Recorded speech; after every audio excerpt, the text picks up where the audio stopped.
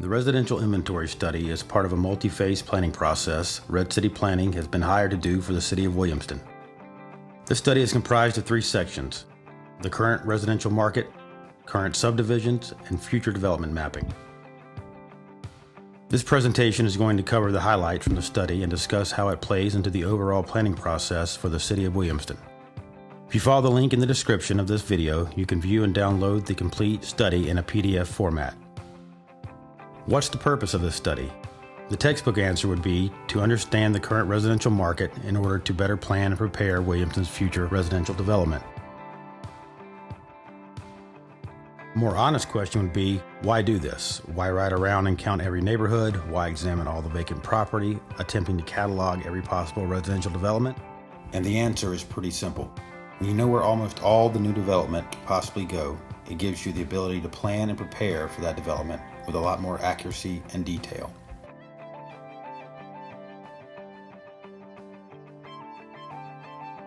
So let's start off by taking a look at some of the residential market data. I'm going to move through this pretty quickly because nothing's more boring than listening to someone talk about numbers through a presentation. But before we dive into that, I want to talk about 2 sources of this data. This information was pulled from the MLS, or Multiple Listing Service, and also Zillow. The MLS is a long-standing organization used by residential realtors. The information you find in the MLS is very reliable, but is also limited mostly to just homes being sold by real estate agents. For that reason, I also wanted to use a more public application like Zillow. Zillow has a much wider array of information, but the accuracy of that information is not near as reliable as the MLS. But the amount of data Zillow provides allows for some helpful mapping tools to get an overview of trends. Let's take a look at the current listing and sales data. One thing to note is that this list of residential properties covers the entire Williamston zip code, which extends well beyond the city limits and even to the other side of I-85. This means some higher priced homes have moved the average up a little higher than it actually is. But overall, this does provide a good sample for the market area. As of January 2020, there were 55 homes listed on the MLS within the Williamston zip code, with prices ranging from just over $1 million to $65,000. The average listing price is at $252,000 for the area. The list of sold properties for the same area shows an average sales price of $214,000. When we move over to look at the map from Zillow showing current listings within the city, we can see a couple of trends. This map also shows listings for raw land or lots for sale, which explains some of the lower asking prices. One thing stands out: most of the properties for sale are located south of Main Street.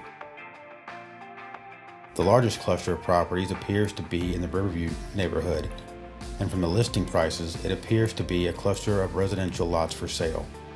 In contrast, on the north side of Main Street and Highway 20, there are only 3 properties listed. The last interesting fact on this map is that the most expensive home listed here is on Main Street at an asking price of $239,000. Let's take a look at the map of sales in Williamston from the last 36 months to 90 days. Within that time frame, there have been a total of 258 properties sold according to Zillow.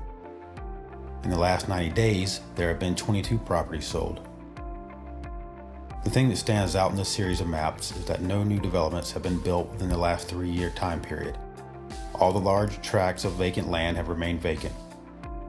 With all the growth in upstate South Carolina over the last 3 years, this is a pretty shocking fact.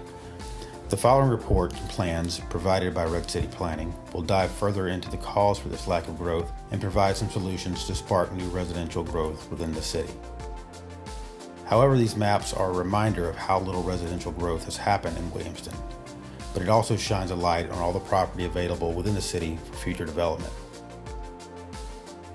Now let's look at the subdivisions that are currently in Williamston.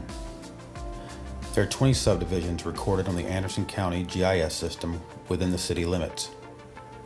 We're not going to go through each one, but I wanted to take a moment and go into more detail for some of the city's best subdivisions.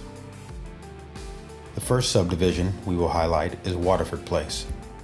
This is by far Williamston's most prestigious subdivision, located on Watershed on the northern edge of the city limits.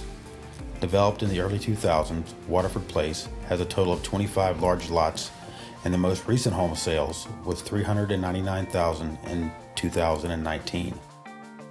Waterford Place is characterized by large lots, well-maintained lawns, higher-end homes with unique architectural features, and well-maintained roads and common areas. Another subdivision worth focusing on is Shorebrook. Shorebrook is on the other side of the watershed from Waterford Place, with the main entrance across from the high school. Shorebrook is an older subdivision that appears to have been developed in the early to mid-90s and consists of 55 lots. The last recorded home sale was for $269,000 in 2017. Much of the property in Shorebrook sits in the lowland areas that is not suitable for home sites, so a lot of acreage is vacant and wooded. While Shorebrook is a very nice subdivision with some spectacular homes and beautiful lots, it lacks a consistency in the size and architectural standards as compared to Waterford Place. The road, curb, and gutter systems are all very outdated and not well maintained. Because of this, Shorebrook is susceptible to a decline in desirability and home value as compared to subdivisions with more continuity and better maintained roads and common areas. These comments are not intended to criticize what is all in all a very nice neighborhood, but it is important to point out some of these development missteps that were made when the subdivision was created, so the city can make sure these same mistakes will not be made when new subdivisions are being planned. A good example of a subdivision that does not have the same kind of home value as Shorebrook, but is overall a more complete subdivision, is Happy Hills, which is located south of Main Street on South Hamilton Road. Happy Hills is a 62-home subdivision that appears to have been started in the late 1990s, early 2000s. This is a great mid-price family subdivision characterized by well-maintained homes, which appear to be well constructed. Each home has a nice-sized lot and yards that are taken care of. The road and common areas are also well maintained. In short, this is the kind of subdivision that is always in demand because they are a great place to raise families. Next, I want to take a second to recognize Williamston's best residential asset. This asset does not exist in any subdivision. The best homes in Williamston are along and just off of Main Street.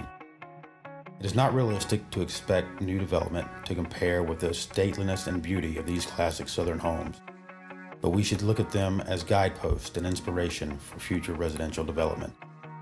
These types of homes, which can be found spread throughout downtown, are one of Williamston's most unique assets. These homes and the areas around them need to be protected, conserved, and used to help market the town as a whole.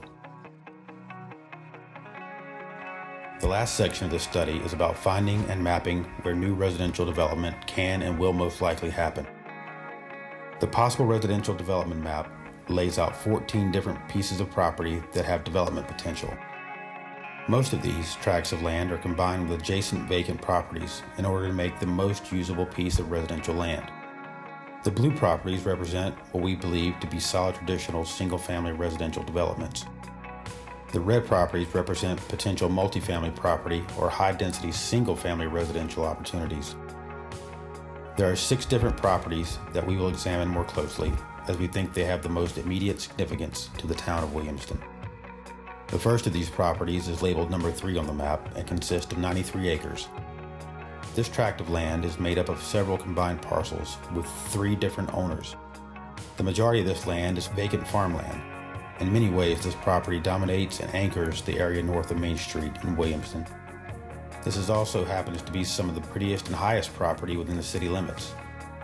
The development's potential for all or part of this property is massive, but we'd urge the city to be very active in cultivating what kind of development happens here. This property is big enough that a master plan should have to be approved by the city before any kind of new development begins here. In our full residential plan, we will go into a lot of detail on this particular property. For the purpose of this study, the main takeaway is to be aware of the importance of this property to the city's future and to pay close attention to any possible development activity that occurs here. Now let's examine a cluster of properties that all front Minor Street. These parcels are shown as number 4, 5, and 6 on the map. We feel that all of these properties have high density, single-family or multifamily potential.